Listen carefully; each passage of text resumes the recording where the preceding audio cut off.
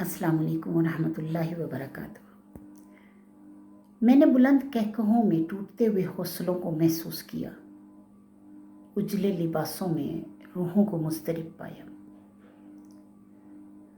मैंने झुर्रियों में पोशीदा दास्तानों को देखा, उन लोगों की उदास आँखों से मुस्कुराते हुए आंसुओं को देखा तो जाना कि यहाँ हर शख्स हादसों का शिकार है। कोई भी गम की गिरफ्त से आज़ाद नहीं है। सब अपने अपने अंदर किसी गुजरे हुए सानहे का इंतज़ार कर रहे हैं, सानहे का मलबा उठाए हुए हैं। लेकिन मुझे लगता है यूं सबको अधूरा छोड़कर मेरे रब ने सवाब कमाने का मौका दिया है कि हम एक दूसरे का सहारा बन जाएं। ज़रा सोचें, जब खुद टूट जाने वाले दूसरों को जोड़ेंगे, महरूम रह जाने वाले औरों को नवाजेंगे या नफ़रतों के सताए हुए मोहब्बतें पालेंगे, तो क्या कायनात का जो निज़ाम है वो एक मुकम्मल तस्वीर पेश नहीं करेगा? तमाम मुआशरा एक मुकम्मल तस्वीर पेश करेगा उन सब चीज़ों की जो कि हमने अपनी अपनी जगह दूसरों को इकट्ठा करने में दी। क्या हमारे बशर होने का तकाजा पूरा नहीं हो जाएगा? क्या आज जो तालीम हासिल नहीं कर सका और उसके पास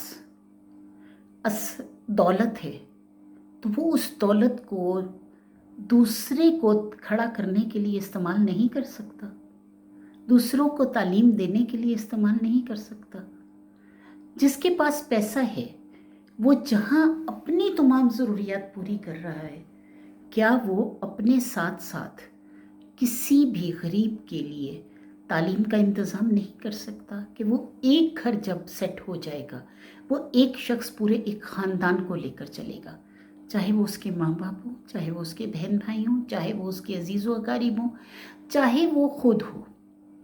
आप ये सोचें कि अगर आप किसी के लिए इंतज़ाम कर देते हैं कि वो कमाने लग जाए, वो कोई हुनर सिखा देते हैं, उसको कोई तालीम दे देते हैं, उसको कोई कारोबार बना देते हैं, तो वो बिल्कुल ऐसे ही है जैसे कि उसने अगर किसी मेहमान को खाना खिलाया, आपको मेहमान को खाना खिलाने का सवाब, उसके घर जितने लोगों ने रिज़्क खाया, आपको उतने लोगों को खाना खिलाने का सवाब, उसने अगर अपने माँ बाप का इलाज कराया, आपको माँ बाप का इलाज कराने का सवाब, उसने अगर अपने बच्चों को पढ़ाया तो आपको उनको तालीम दिलवाने का सवाब, अगर उसने उससे किसी और की मदद की तो आपको मदद करने का सवाब।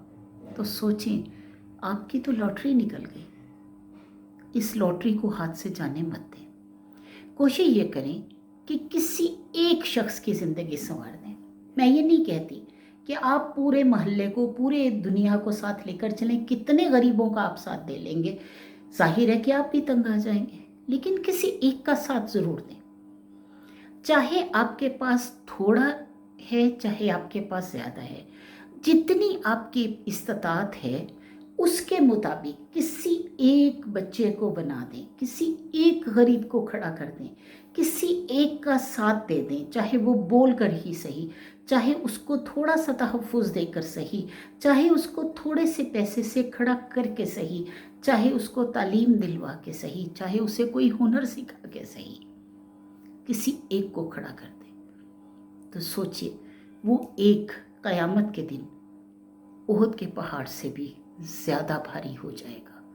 सिर्फ आपकी नीयत और आपके खलूस का होना ज़रूरी है। जितना ज़्यादा होगा उतना ही ज़्यादा पालेंगे। हम सब किसी न किसी गम में, किसी न किसी चीज़ की गिरफ्त में हैं।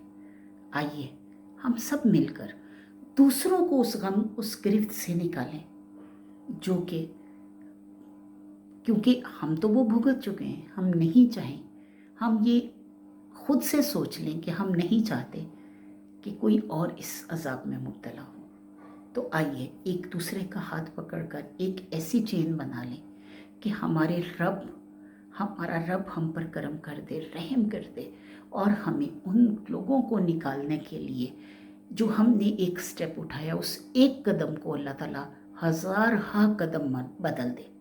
اور کبھی ایسا نہیں ہوگا کہ اللہ کی مدد شامل حال نہ ہو۔ ہمیشہ اللہ تعالیٰ ان کی مدد کرتا ہے جو اپنی نیت کے خلوص کے ساتھ کسی دوسرے کی مدد کے لیے اٹھتے ہیں۔ تو آئیے آج سے ہی ہم ایک دوسرے کی مدد کے لیے کھڑے ہو جائیں۔